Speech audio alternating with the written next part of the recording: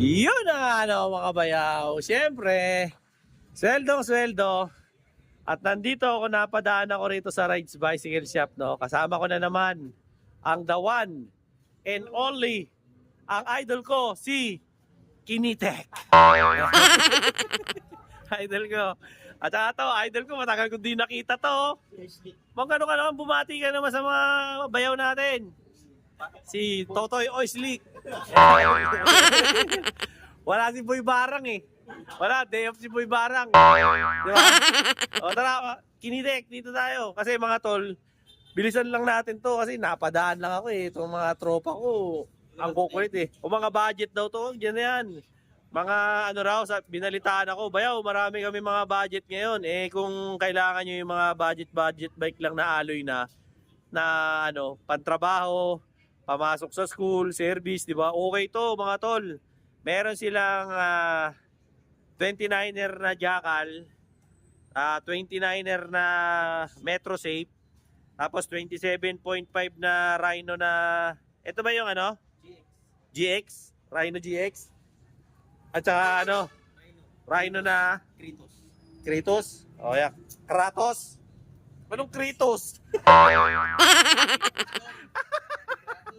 Ano? Asan yung spelling? Hinga. O, simulan natin dito. Idol ko, namiss kita pare ah. Nagbababagyo lang ah. Oh, idol, ito, itong jackal natin, 29er. 29er. Tapos ang ano natin, tinidor, coil type. Lockout. Lockout, manual. Ang ano natin, hydraulic, ano, si Mars? Ano ba to? Si Mars ba to? Sparks. Spark. Ayan, spark pala to. Alloy itong manibela. Bakal daw yung manibela pero alloy yung stem. Pero yung buong batalyon niya, mga tol, alloy na. Smooth welding na rin. Tsaka smooth welding na. O, ayan o, dinaan sa masilyo, di ba? Kaya smooth na smooth. Ito, bakal ba? Seat post? Bakal. Tapos, syempre, yung ano niyan ha, pedal niyan. Walang kakwenta-kwenta, itapon nyo na yan. Paltan nyo ng seal bearing para ano. Pero, yung crank naman niya, ano ba to? Alloy. O, alloy itong crank niya, 1 by. 1 by. Ano to? 1 by ano? 1 by 9. 1 by 9 speed. Cassette na ba yan? Hindi pa. Hindi pa raw cassette. 1 by 9. Thread type.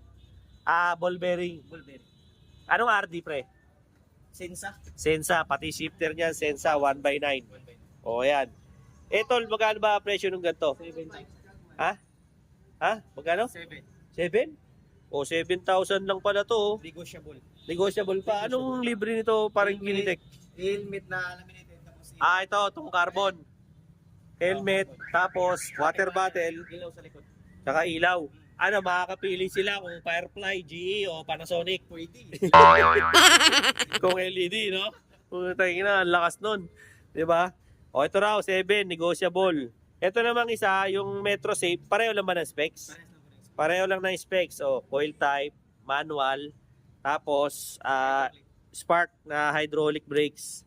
Tapos, ang gulong pala nito, ano? Generic lang.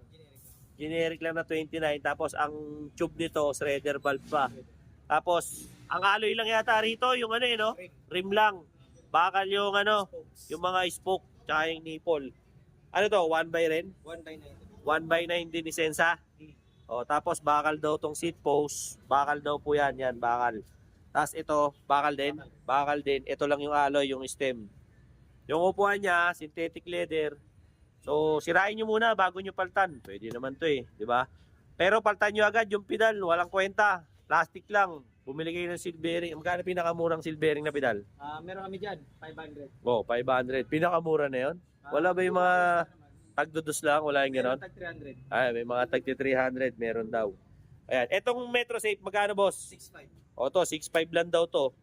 6.5 meron ka na, tas negotiable pa. Depende yan. Kung gusto mo ng discount, discount.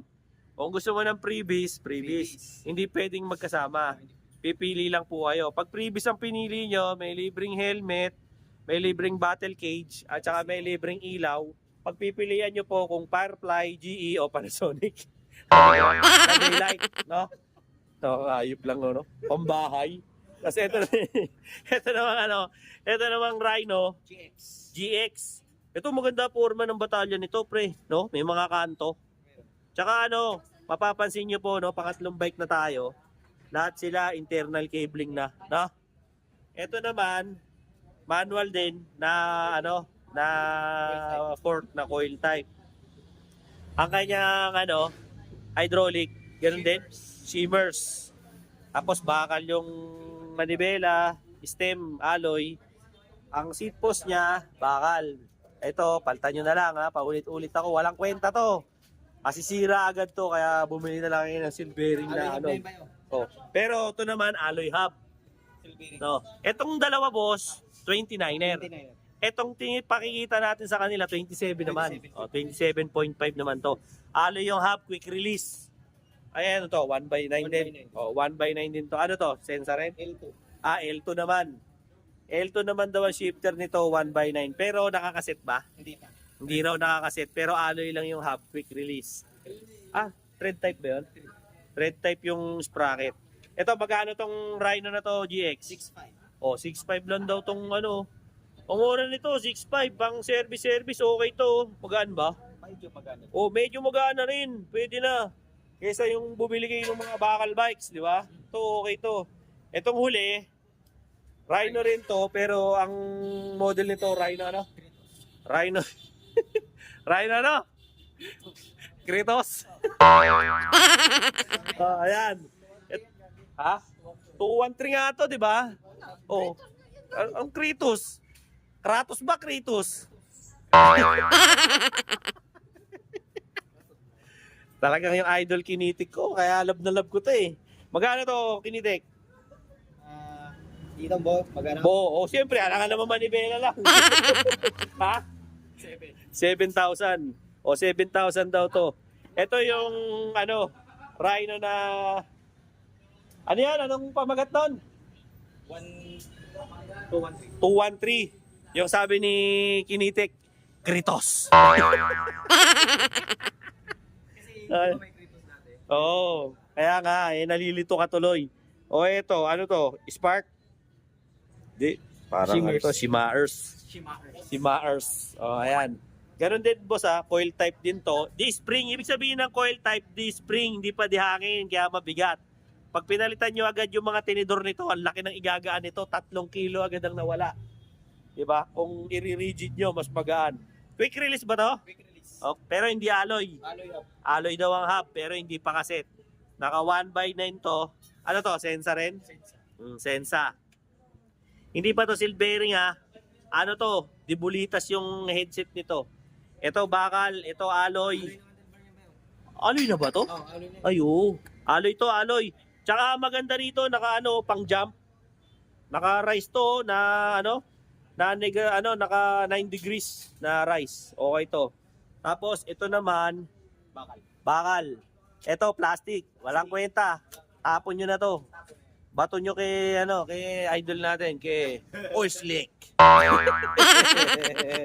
Ito magkano? 7K. O may discount pa yan sa 7K. Tandaan nyo, ano mga tinatanggap nyo mga kabayaran dito? Gcash, bank transfer. Tsaka Home credit. home credit. Ano, sa home credit boss, ano yung requirements natin? One valid ID lang po. Tsaka ano pa, payslip, wala na? Wala na. Wala na, one valid ID lang. Ano yan? Ilang minuto bago ma-approve? Depende po sa ano. Mabilis Sa- lang. Oo, ayan. Pagka ganun, may down pa ba yun? Meron. May down yun. 30%, no? Ay, imbitahan mo sila rito. Bigay mo yung cellphone number. Punta kayo rito, dali. Sabi mo, punta kayo. Dito sa Rides Bicycle Shop, Quezon Boulevard. Kaya po, Manila. Anong cellphone number? Bigay mo, boss. 0966-824-6395. Isa pa. 0966-824-6395. Shoutout muna. Shoutout. Siya kami mabila kasi po. Pag-ingat yan lang. Yung ano, yung mga tropa nating mga kinitik. Mga kinitik fans. Yun. So, pwede sila rito iba't ibang klase ng mode of payment. Meron silang cash, bank transfer, tsaka, ano ba yun? Home credit daw. Magdala lang daw kayo ng ano, ng ID na valid, government ID, para mapagbigyan nila kayo. Though kung ayaw nyo rito sa mga budget bike na to, sayang kasi yung ganda meron din naman silang mga ibang klase pang mga bike rito na baka mapaggustuhan ninyo, mapagpipilian nyo. May road bike, may gravel bike, may mountain bike, may folding bike. Meron ka ba dyan, JR?